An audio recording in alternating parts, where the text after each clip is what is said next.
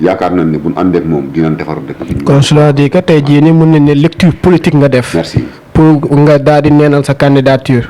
mais ci kaw loolu ma ñëwoon am na ñu bëre ñoo xamante ni ànduñu ak yow sa décision boobu parce que tey jii ni yow boo jàppee ni yow maîtriser wu commune bi bu baax gan nga si commune bi certes dañ la koy nangul te bëggoo sacrifice askan waaye am na koo xamante ne tey jii ni mu ngi si commune moom xëy na moom jàppoon na ni maîtriser na commune bi en l'occurrence le candidat Abdou Aziz Sall. tey jii ñu jàppoon ne tey jii ni balaa ngaa dem naan da ngay jàppale X ou Y kan xa ku la jege sax nga gën ko mën a doole xëy na kooku dooleem ak sa doole boo leen ko indi woon xëy na tey jii ni xëy na maire sortant maire élu bi xëy na foofu lay yeewoo. waaw kooku noonu ñu bëri la dal la si mere waa Niakorop.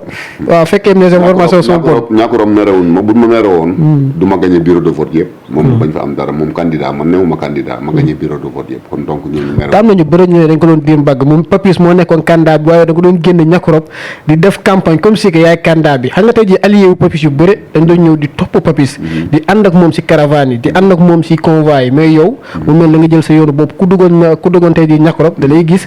sa oto yaag say nit yaag say mbooloo ngeen di andi caravane def comme si que tey jii nii élection bi entre yéen ñaar la woon. waaw ñoom parce que Papis du seen morom. du seen morom xëy na ñun lañ bëggoon a def morom te yaakaar naa ñun duñ seen morom Niakorop sama secteur la Niakorop sama dëkk la. Niakorop man maay doomu Niakorop parce que ñoom dañ am ñu doon jóg foofu di wax ne ñoom ñooy doomu dëkk bi mais Niakorop sama secteur la Niakorop sama fief la maa ko moom. Niakorop man maay doomu Niakorop kon maay doomu dëkk bi. képp ku ma fa fekk da ngay xam ne man maay doomu dëkk bi moo tax dew ma fenn. loolu yeneen dëkk yi leader yi fa nekk nañ ko mokkal mais man sama dëkk man moom laa gënoon a téye pour gagné ko comme nii ma ko gagné nii ñëpp xam ne man maa moom Niakorop man loolu moom moo taxoon man ma resté woon Niakorop.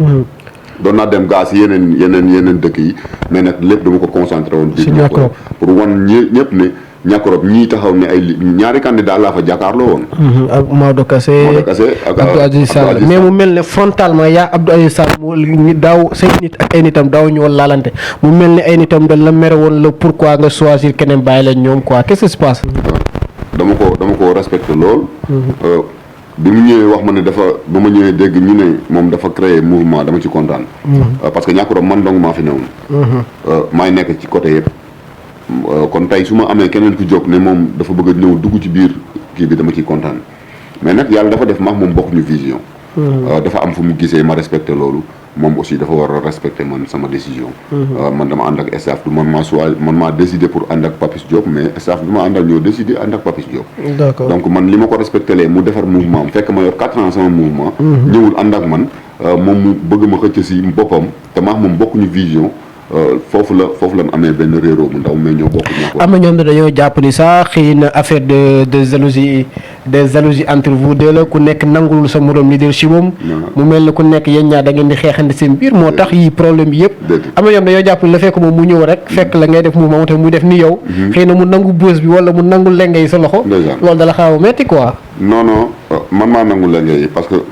yaakaar naa bu nangoon lenge yi man maa ko téye te fi ma ko dugal dafa xaw a sori. moom na daa mel moom parce que moom au moins il a osé pour être candidat moom au moins. neewul ni gan la neewul ni. candidat dafa nekk bëgg a nekk candidat pour wax ni nekk na candidat rek mais. dafa dugg noonu rek. vraiment boo xoolee li mu am lépp ci commune bi yëpp. presque du dara 700 et quelques voix. mais au moins am na góorgóorlu la ba am ay conseils. 2 conseils loolu du dara waaw tey pour la première fois bu participer élection. nañ ko nangul lool nag. jàmbaar la xam nga man jàmbaar li ma ko fonkee. li ma ko respecté mooy li mu osé ñëw taxaw.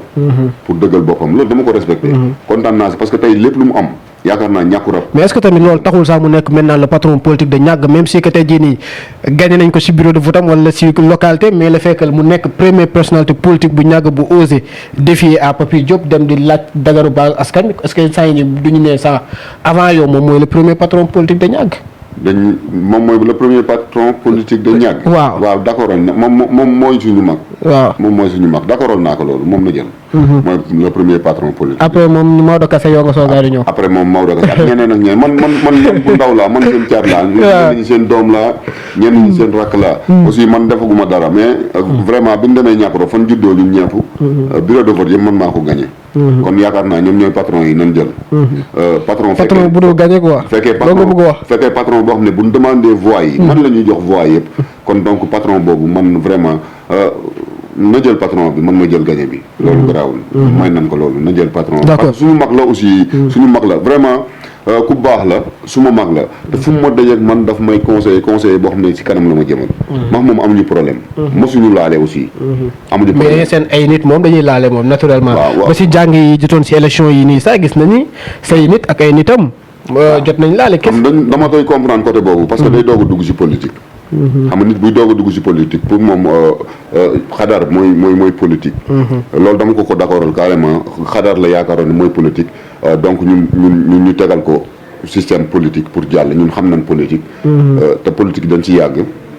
xale lan waaye dañoo yàgg def politique bi may commencé politique dañuy wax ne kii dafa dooj kon ñun yàgg nañ ci loolu. moom xadar bi mu doon teg affaire bi mu doon teg pour moom loolooy politique te du foofu. dama ñëw ci jàng yi moom mu bloqué suñu convoi. bloqué convoi bi.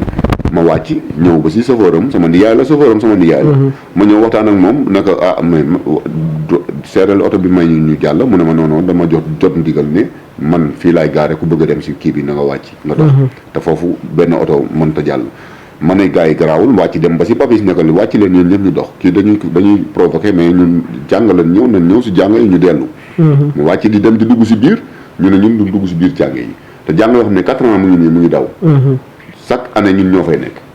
masuñu ko fa gis ren lay doog a ñëw parce que ren la bëgg a def politique comme message bi muy joxee nit ñi te ma koy tere que moment foo newoon moment bi ñun ñuy nekk fii ñun ñuy feebar. ñun ñuy soxla financement soxla ku leen jàppale fan nga newoon. est-ce que moom tamit du ren la ko soogaa di gars yi soogaa jox invitation de parce que xam nga tamit parfois am na jàng yoo xamante ne wala am nay cérémonie ñuy def.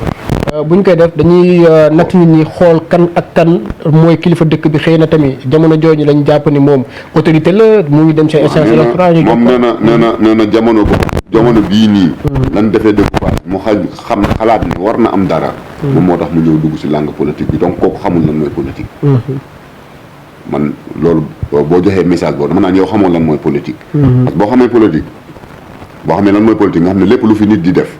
pour avancer loolu nit wala dimbali nit yow yaa ngi def politique.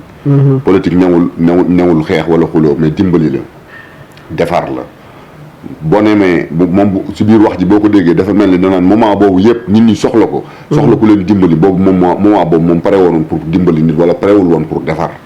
kon moment bii mu soxla voix nit ñi lay doog a ñëw pour defar kon defar boobu muy def noonu am na lu ci bëgg. waaw te man d'accord ma ko. man dama jàpp ne nit ki boo nekkee parce que ñun avant ñu dugg ci langue politique bi. yaakaar naa social képp koo dégg fii si zone bi boo waxee Mandione mu ne la day def social. parce que lu ma ñaan yàlla bu ma mayee tuuti dama koy def. def boobu ma ko doon def xëy na moo tax nit ñi yaakaar gëm ne man mii yërëm naa leen moo tax ñu bëgg maa teg foo xamante ne ni dinaa mën a am doole bu baax pour mën leen a jàppale. côté boobu la ñuy xaaree doomu dëkk bi. d'accord bala ngay taxaw ne man maay doomu dëkk bi mooy da ngay taxaw daxawal dëkk bi def ci dëkk bi loo xamante ni bu subaa nga taxaw ne man maay doomu dëkk bi. maax moom côté boobu jàkkaarloo ma kenn ku bëgg a nekk sama adversaire nag moom nga ñëw nekk. waaw parce que buñ fàtte ne man ci zone bi laa dëkk. buñ fàtte ne dëkkuma Niakoulrab kese. maa dëkk Niakoulrab dëkk ñàgg. maa ngi dugg Tivaouane Peulh fan yii. yaa ngi dugg Tivaouane Peulh man maa lay dalal fa laa dugg Tivaouane Peulh ñu xam ne man zone bi ñoo ma bëgg.